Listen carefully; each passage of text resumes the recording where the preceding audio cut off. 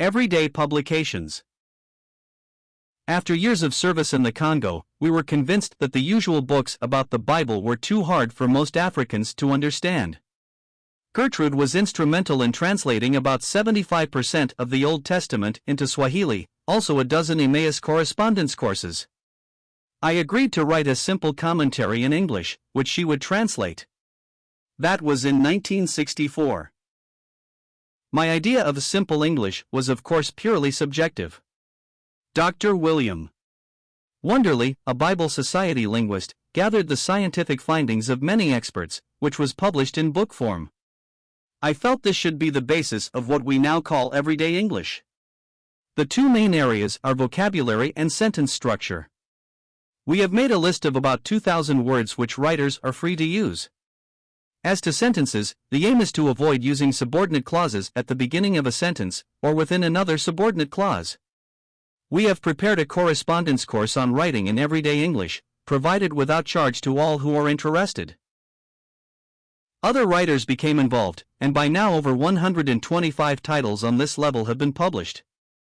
Over half of these have been translated and published in one or more of 4 languages: French, Swahili, Spanish, Portuguese. Linguists say that this level of language is easier to translate than standard English. Dr. Wonderly also suggests an objective method of testing understandability of a piece of literature. Our list includes commentaries on every book of the Bible. Some are no more than a 64-page booklet, but the average is over 100 pages. Test booklets have been prepared for about 20 titles, making the book into a correspondence course. These are used in 3 continents.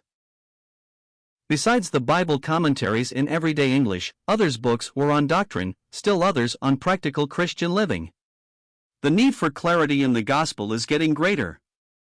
Most of the teaching in nominal Christianity is salvation by works, or at least, a great mixture.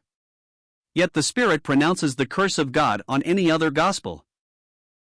Last fiscal year 27,203 books in everyday English were sent out. Those in standard English and other languages brought the total to 53,704. From the beginning, Everyday Publications has distributed over 3 million books, more than half in everyday English. The bottom line?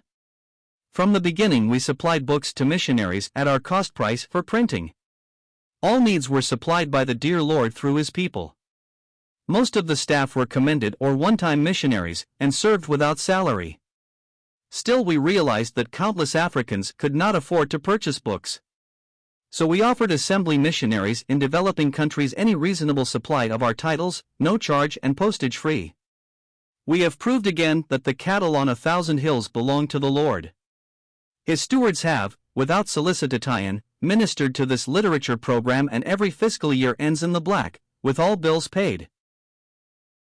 Hundreds of books have been sent freely to Bible school libraries. We believe that many have received a clearer understanding of the deity of our Lord Jesus, and the simplicity of the gospel of grace without works. We were given a substantial piece of property and we incorporated as a not-for-profit organization, Everyday Publications. For 20 years we occupied this disused gospel hall, then bought an industrial property in Scarborough, Ontario, with the proceeds of its sale. Now this has proved too small, so we have moved to Port Colborne, Ontario. We had acquired over the years quite a list of presses and other printing equipment, but now we have modern digital duplicators, which are much more economical for small runs. Why everyday English? Speak, to be understood, so likewise ye, except ye uttered by the tongue words easy to be understood, how shall it be known what is spoken? 1 Cor 14. 9. Write, to be understood, understandest thou what thou readest? Acts 8. 30. Whereby, when ye read, ye may understand. F3. For we are not writing any other things to you than what you read and recognize. 2 Cor 1. 13. JND. Our initial offer of free literature to commended missionaries is still valid, so we ask for prayer that God will continue to bless this Christ-exalting material.